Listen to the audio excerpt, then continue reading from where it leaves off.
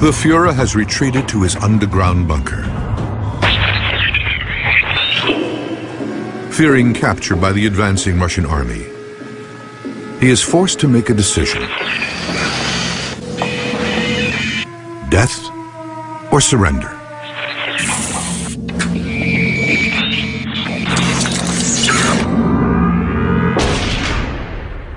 But is the official account of his death a lie?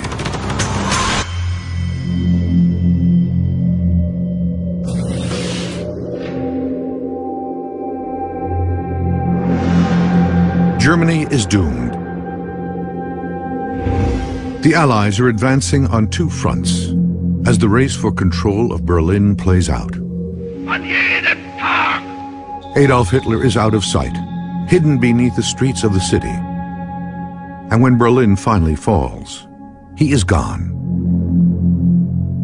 The fate of one of the most evil men in history had become a baffling mystery. The details that have slowly emerged over the decades are sketchy.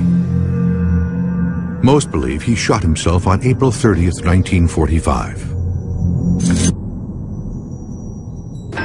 Wife Eva Braun was dead by his side from cyanide poisoning. Hitler's aides hastily burned both bodies, then buried them near the emergency exit to the bunker on the left of this 1947 photo. But no one saw Hitler pull the trigger. No photographs were taken, and no body was ever produced. No one actually saw Adolf Hitler shoot himself or Eva Braun commit suicide. It remains impossible, really, to prove conclusively that Hitler did shoot himself. But some facts are beyond dispute. German officials announced Hitler's death on May 1st.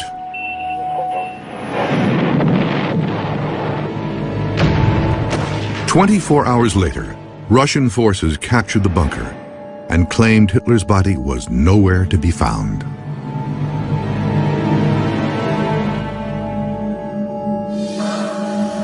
Even more mysteriously, dictator Joseph Stalin maintained until his own death that Hitler had gotten away. Had he escaped to live out his days plotting revenge? For years after the war, there were sightings of Hitler from South America to Europe.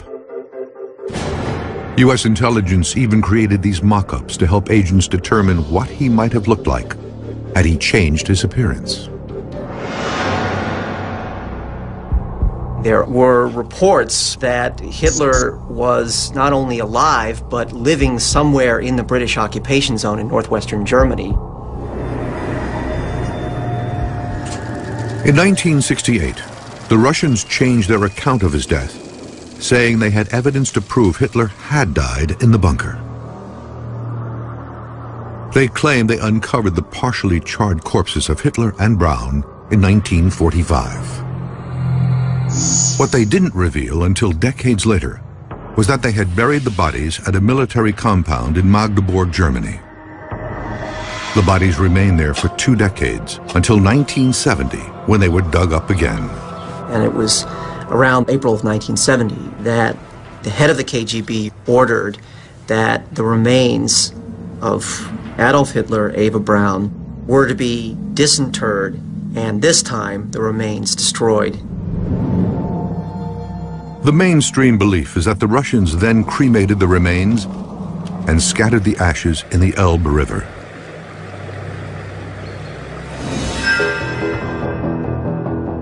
Then in 1993 came another shocking twist to the official Russian account, when they revealed they had physical proof of Hitler's death hidden away in Moscow, including a sofa supposedly stained with Hitler's blood, a portion of his jawbone, and even more significantly, a piece of skull with a bullet hole in it.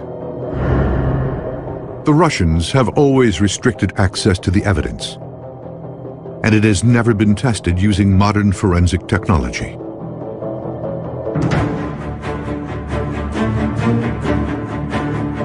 Now, Mystery Quest will travel to Russia in an attempt to gain unprecedented access to the remaining physical evidence. If successful, they will attempt to conduct the world's first DNA tests on that evidence. The results could rewrite history. They will also go to Germany to interview the last living member of Hitler's inner circle, a guard who was in the bunker during those final hours. The team will test the historical account of Hitler's death by using the latest 3D animation to recreate the bunker. And Mystery Quest will excavate the sites where the Russians claim Hitler was buried to try to find new evidence of his remains.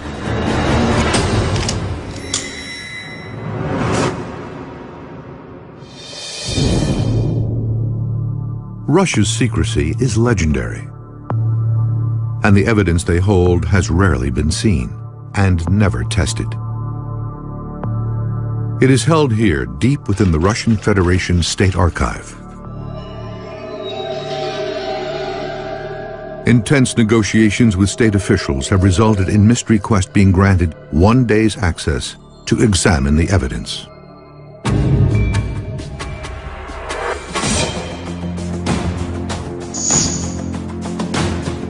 Dr. Nick Bellantoni, the Connecticut state archaeologist, will head the Mystery Quest investigation.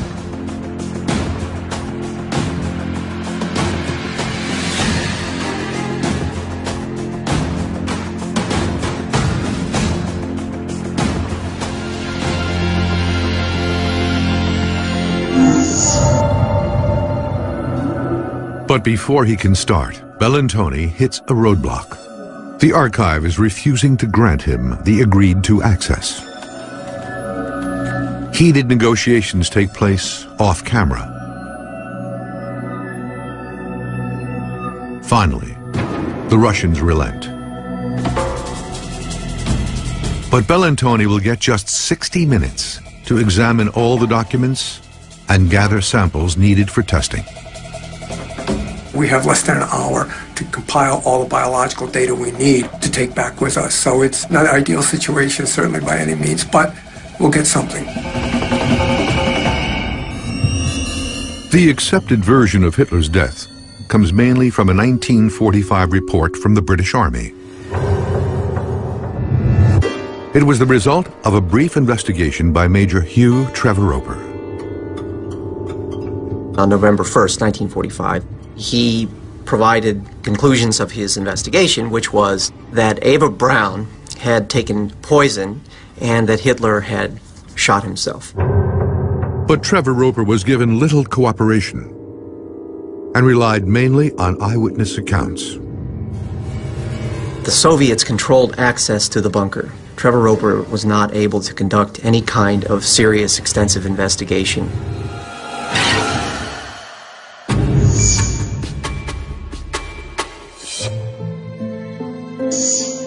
Only one of the eyewitnesses to Hitler's last days is still alive. Rochus Misch was in the Führer's bunker on April 30th, 1945. Now 92, Misch was just 27 when he was a member of Hitler's elite bodyguard unit. He remembers Hitler's last instructions. He said, "The war is lost, and nobody is obliged to anything. Everybody is free to go. Only those have to remain who are needed." That was us, the ones who had to execute their duties until the end. Hitler was paranoid about being captured by the Russians. He began methodically planning his own death.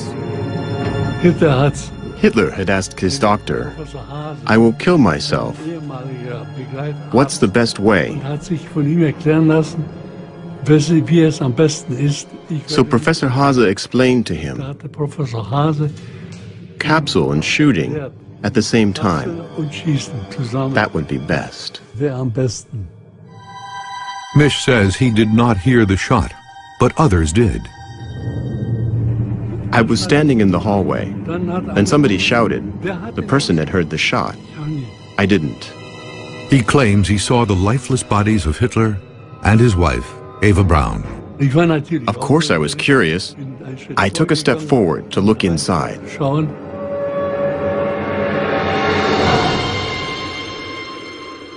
I will never forget this. Hitler by the table, his head on the table. And Eva lay on the couch, her head towards him.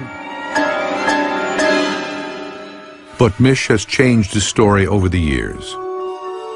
He claimed in past interviews he did hear the shot that killed Hitler. So how reliable is his testimony and that of other eyewitnesses?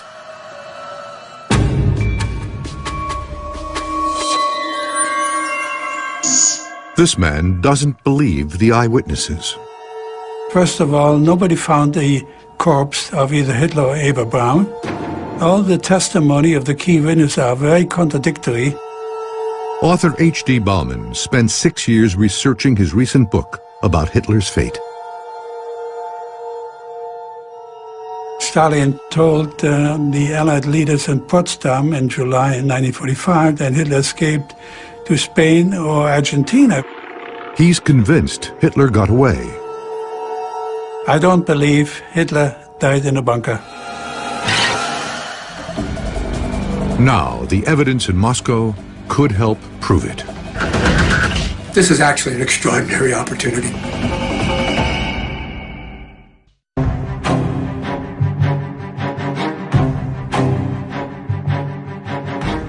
Mystery Quest has journeyed to Germany and Russia to search for clues about the mysterious death of Adolf Hitler.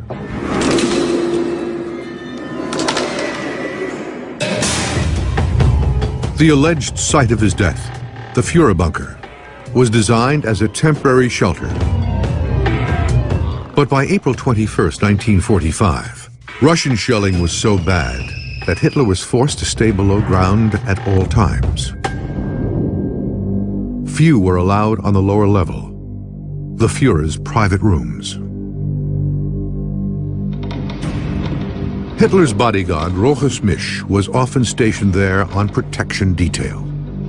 Nobody was allowed inside the bunker, just Hitler and us. Those were Hitler's living quarters. Hitler was defiant to the end, but told aides he feared being captured. The Soviets were preparing to close in on the very center of Berlin. It would be impossible to hold out much longer. On April 29th, Hitler married his longtime companion, Eva Braun.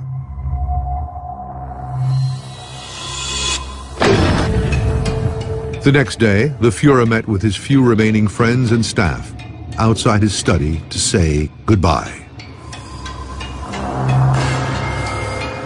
Then Hitler and Eva closed themselves into the room. Misch remained at his post.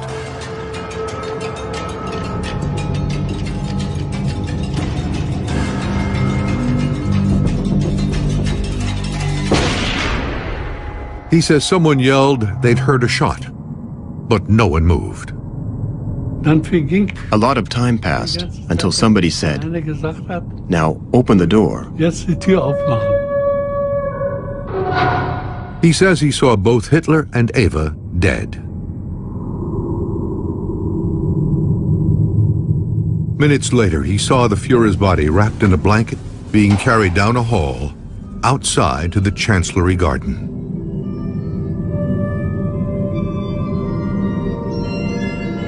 They passed me, and I could still see the shoes. They weren't covered. The Führer had ordered his aides to burn his and Eva's bodies. He had secretly feared that the Russians would display his dead body. He learned about what happened to Benito Mussolini, that Mussolini had been executed and that his body and the body of Mussolini's mistress had been strung up outside a gas station in Milan.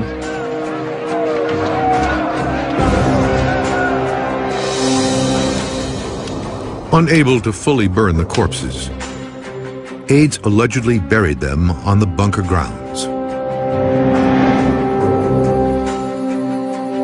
A short time later, the Russians found a corpse there they believed was Hitler's and took this photo.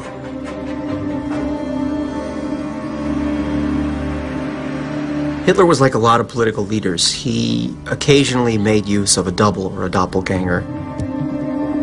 And many think one may have taken his place. Author H.D. Bauman claims Hitler's practice of using a double increased after July 20th, 1944, when an attempt to kill him was staged by opponents in the German army. Called Operation Valkyrie, it was unsuccessful, but 200 people connected to the attempted coup were executed as a result. The attempt scared aides who forced Hitler to keep a lower public profile. He was kept in hiding most of the time. The double also added to the confusion surrounding Hitler's death.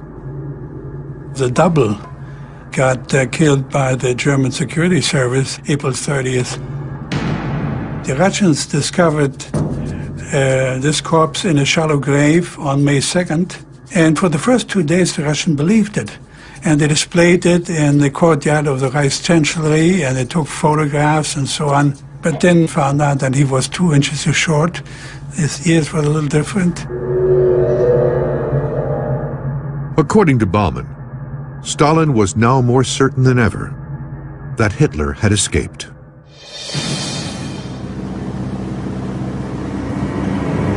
Some believe Hitler may have fled even earlier. Nazi pilot Hanne Reich is known to have flown out of Berlin on April 29th after meeting with Hitler. Some think the Fuhrer was aboard the 2-seater plane.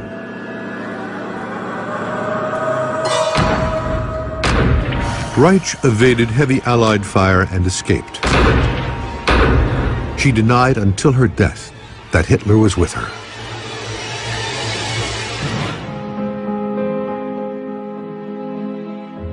Bauman believes Hitler then traveled by U-boat to Argentina. And Bauman isn't alone.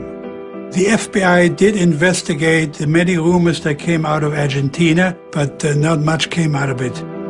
The FBI officially closed the case on Hitler's death in 1956, 11 years after the war ended. But due to the contradictory nature of the Russian accounts, the speculation about what really happened to Hitler has persisted.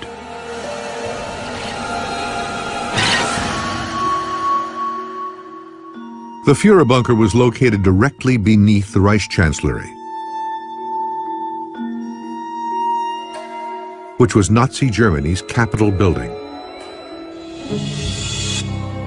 It was divided into 2 levels, an office level which also housed inner staff, and a lower level where Hitler's living quarters were.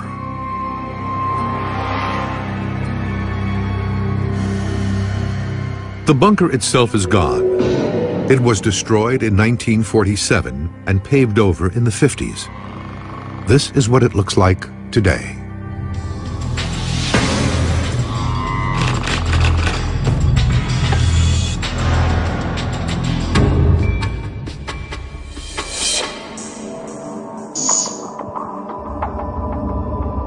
The expedition team, led by animator Christoph Neubauer, is trying to verify the accounts of Hitler's death given by his bodyguard, Roches Misch. To do this, he is creating an animated reconstruction of the Fuhrer bunker. Neubauer is using only architectural plans and photographs as sources in building the model. The most difficult part is, of course, the research to find really reliable information, which is not eyewitness account.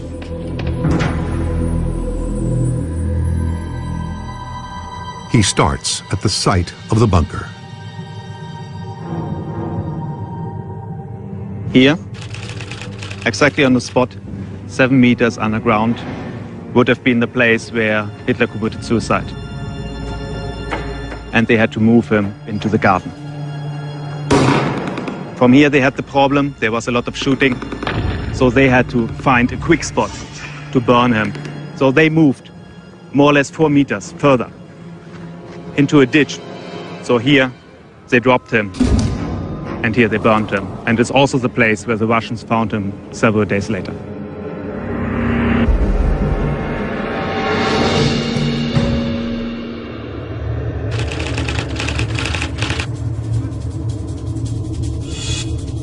Dr. Nick Bellantoni has just an hour to examine the Hitler evidence in the Russian archive.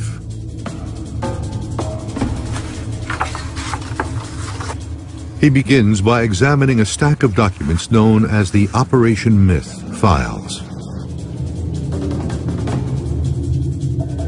Operation Myth was launched by Russian dictator Joseph Stalin in December 1945 to investigate the circumstances surrounding Hitler's death. He named it Myth because he suspected Hitler's death was a myth and that he had, in fact, escaped.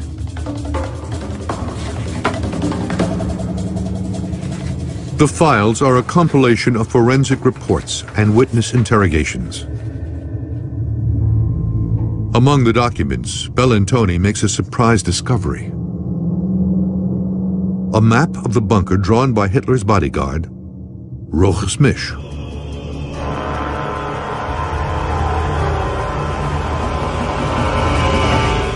But the clock is ticking, and Bellantoni is forced to move on. He moves to a fragment of the sofa where Hitler reportedly died. Look how dark the stains are when this was freshly taken, and look how faded the stains are now today. That's pretty dramatic, actually. Bellantoni begins by using cotton swabs to moisten old, dried blood so that he can lift a viable DNA sample to test.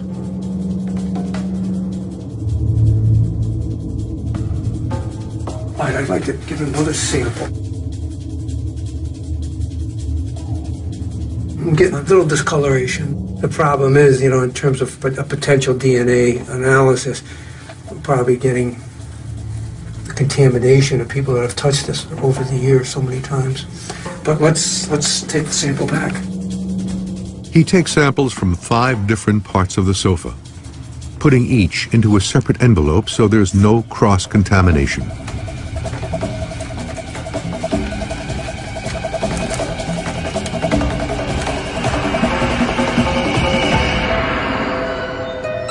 Next, he examines the skull. The bullet wound is clear. It looks like an exit wound. This would be the back of the cranial vault, right about in here. The skull does show evidence of exposure to fire. Using a special chart to look at bone color and cracking, Bellantoni determines that the skull was not burned for long. There is some burning going on here, not a cremation, but a burning nonetheless. With time running out to record the evidence, Bellantoni takes photographs and makes sketches. He also gathers a physical sample for testing. Because of the way this has been stored in, bone is flaking off. The fragments will allow Mystery Quest to perform the world's first DNA analysis of the skull. What we'll do at this point now is to take all of the photographic evidence we have, the samples we have taken, along with the information of the crania that we have, and we'll bring these all back to the United States and do some laboratory analysis to see what we could extract here that might help us with this mystery.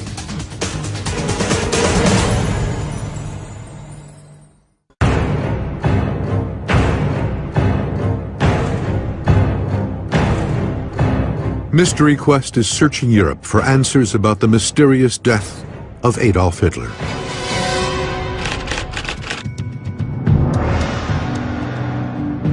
Christoph Neubauer is leading the expedition in Berlin.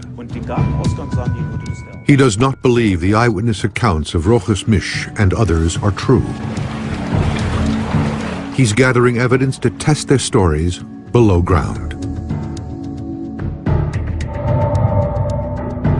During the war, the Germans built a massive network of bunkers and tunnels under Berlin. Some are still accessible today, virtually unchanged. Neubauer meets underground expert Sascha Keil. Structural details like corridor length, wall thickness, and acoustics will allow him to create the most realistic model. Their first stop should provide information about the materials and construction of walls.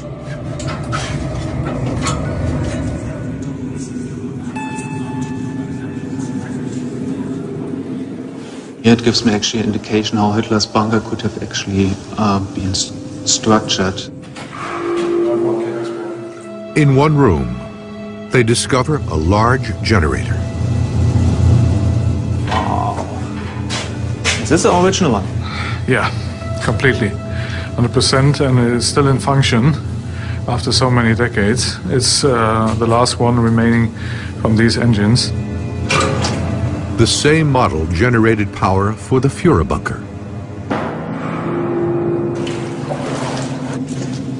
We are now in the cellar, and this is an emergency shaft going from the cellar to the roof, and you can climb up totally to the roof. Okay, that's actually very interesting, because the Russian reports say that we had exactly such an emergency exit in the Führer bunker.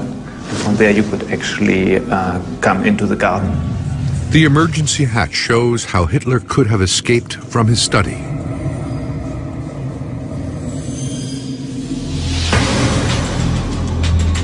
Dr. Nick Bellantoni is also now in Germany.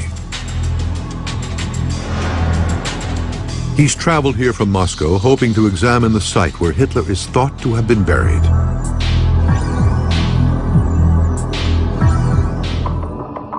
In 1946, a Russian covert unit called Smersh is said to have moved Hitler's corpse an hour southwest from Berlin to a military base in Magdeburg.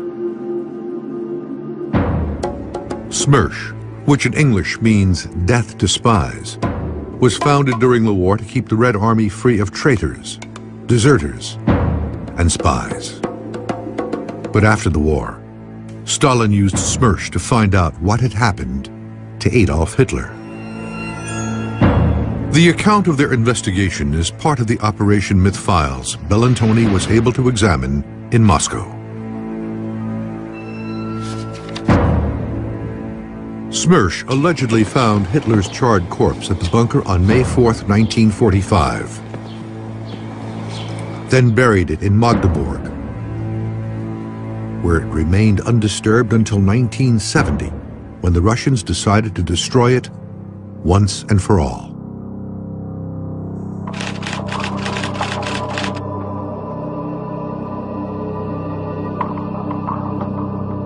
This renovated residence that we're standing in front of was actually officers' quarters for the Russian army in the late 1940s. And it was here that Adolf Hitler was buried until 1970.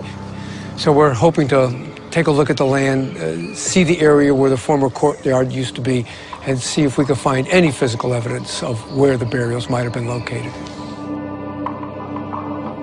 Bellantoni is led to the area where the bodies are believed to have been buried.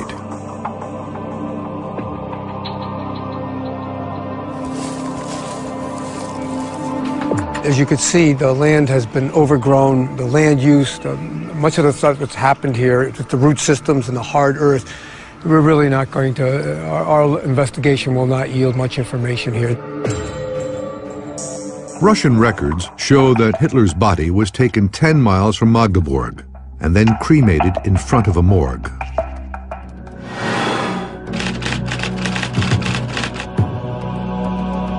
Bellantoni hopes to find cremated bone fragments to corroborate that the skull in Moscow is real. But the location is not marked, and the only clue is an article from a local archive containing a photo of the place. We're just coming from the archive, and they've led us to this general area of the Soviet camp. Unfortunately, they only have one article that was of use to us, but what is important here is that that article's photograph is helpful in hopefully finding out where on this property the crematory was located. We're going to have to use this photograph like a detective would. I could see a tower, there's a field, and a grove of trees.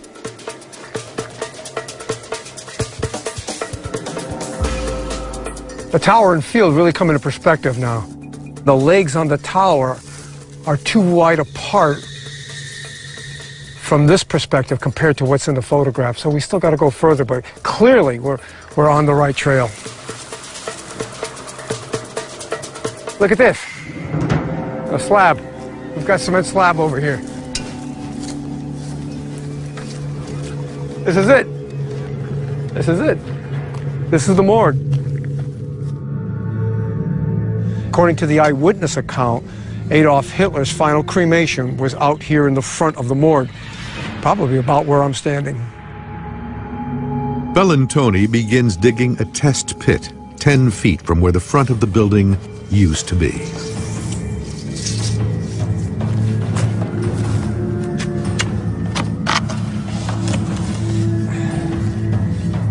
He is looking for bone fragments to compare against the skull fragments from Russia.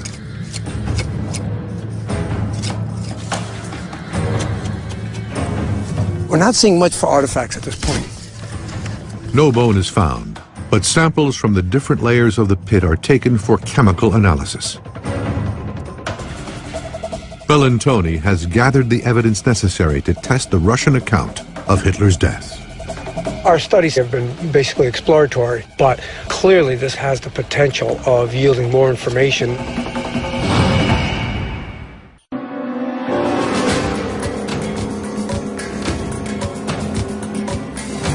Mystery Quest is investigating what happened to Adolf Hitler at the end of World War II.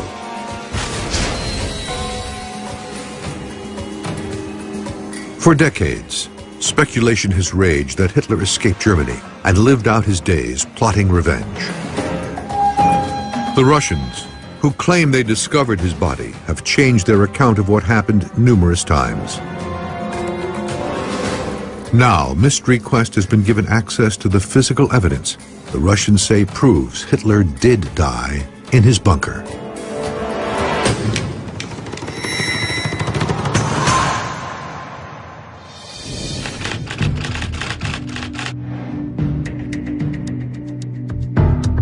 Dr. Nick Bellantoni is back in the U.S. to test the blood, skull, and soil samples collected from Europe.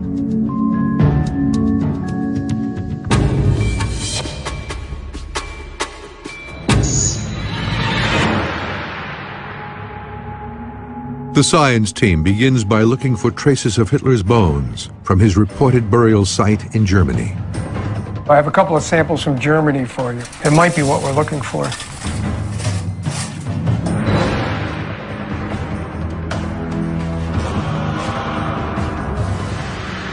But the soil does not reveal any traces of human remains that can be compared against the skull fragments to confirm they are Hitler's.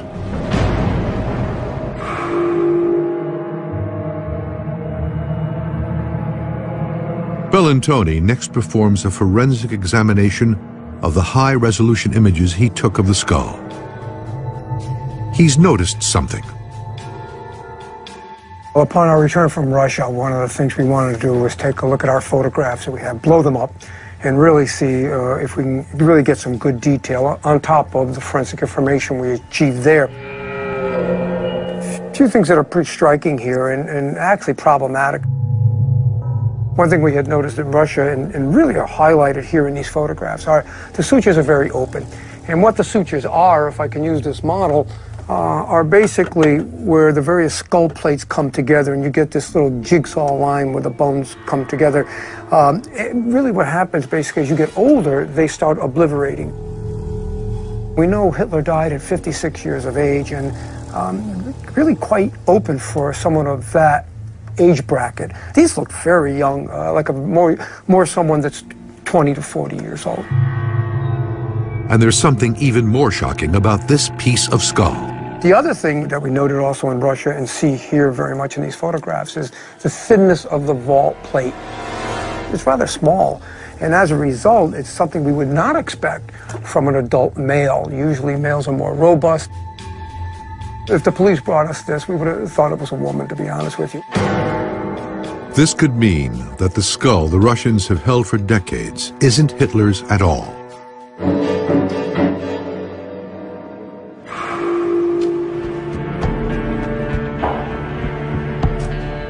The DNA tests on the skull fragments and sofa should prove more definitively whether the skull is Hitler's. Those tests are being conducted at the University of Connecticut Center for Applied Genetics. Director Linda Strasbaugh will oversee the attempt to extract DNA from the samples. It will be difficult due to the age and condition of the samples. The fragments are badly charred, and this is the forensic scientist or historic DNA scientist's worst nightmare. It's one of the biggest challenges for getting DNA from burnt pieces of bone. The pieces are very small, and we just aren't certain how much luck we're going to have in coaxing DNA out of these samples. We'll be taking extreme caution with these samples. We'll be using full forensic procedures to avoid contamination. They begin by soaking the samples overnight in a special chemical solution. If the process is successful, the science team will be one step closer to determining whether the skull and sofa fragments really contain Hitler's DNA.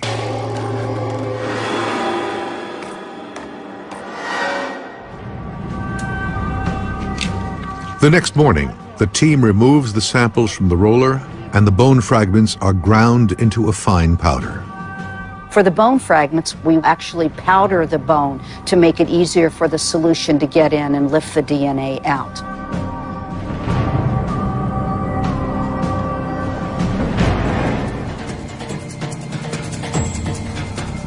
To their surprise, the team succeeds in identifying viable DNA in both the skull and sofa samples. Oh, wow. We got something. Looks like we actually got something. The bone fragment, I'm really surprised at that. And the swab, goodness. They will now isolate and replicate the DNA through a process called molecular copying.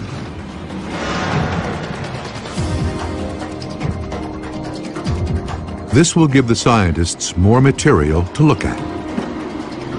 The analysis will potentially call into question all conventional beliefs about Hitler's death. Looking at the bones, I thought there was a possibility, but I never really imagined that it really would come out this way. Wow.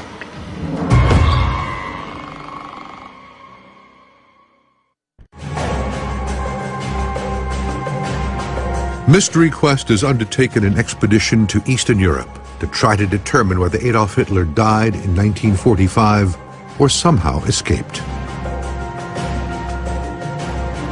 This man, a former Nazi bodyguard, insists he saw Hitler and Eva Braun dead in a Berlin bunker.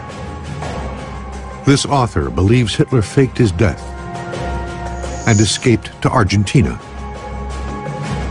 This scientist is testing the only known physical evidence of Hitler's body.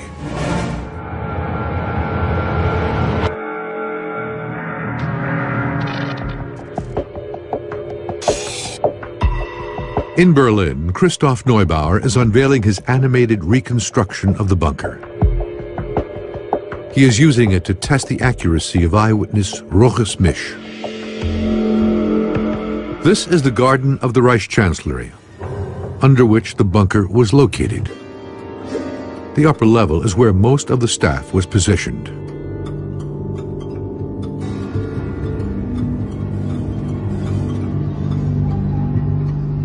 Hitler lived one level down.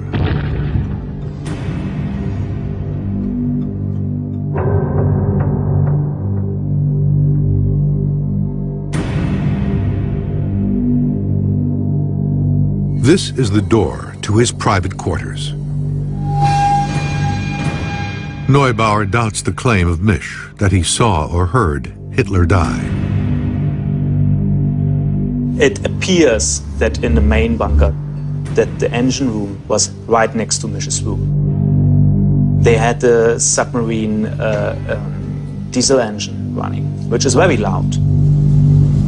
We have proof that you could not hear this engine running outside the rooms.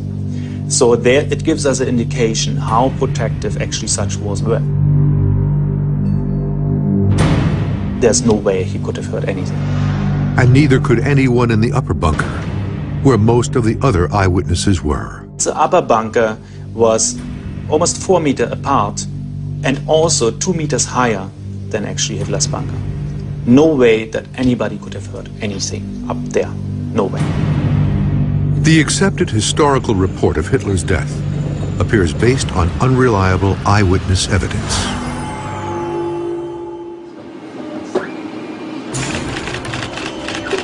Now, the analysis of the science team will be vital in determining whether the rest of the Russian account is true. Dr. Nick Bellantoni doesn't think the skull the Russians say is Hitler's is really his. He says the areas where the skull plates come together indicate the skull belongs to someone much younger than Hitler would have been at the time of his death, and may even belong to a female.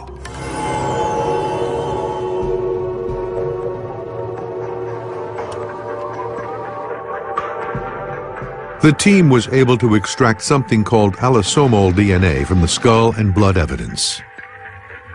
This reveals a person's gender. In females, there are 2 sex chromosomes of the X variety.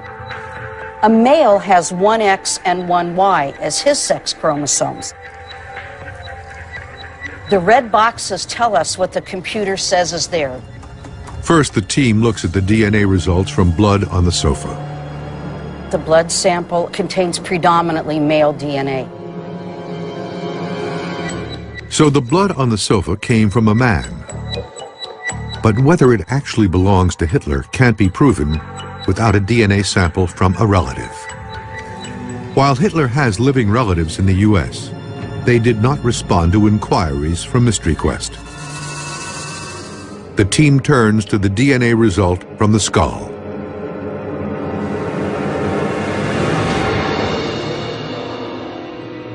So the sample, which came from the skull, has only a female signature in it. And so we think that's come from a woman. So you're saying the bone fragment came The bone fragment. a woman, a female. The skull of a female. Wow. And you're absolutely positive about this? As sure as we can be. Wow.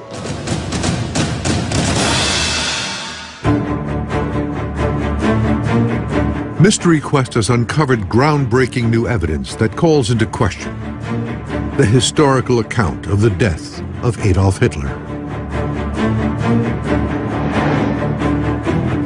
The expedition team, using 3D animation, proved that the eyewitness accounts historians used are unreliable and probably wrong.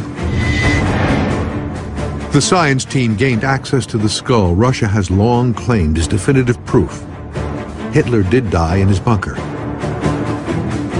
and discovered it is in fact a woman's. This is very exciting. Very exciting. These astonishing facts may open a whole new chapter in history, leaving us with an even larger mystery. We're going to change everybody's perception of not only these remains, but what maybe happened to Adolf Hitler and others in that bunker. If this is not Hitler, who is it? And as a result of that, we've got a lot more homework to do.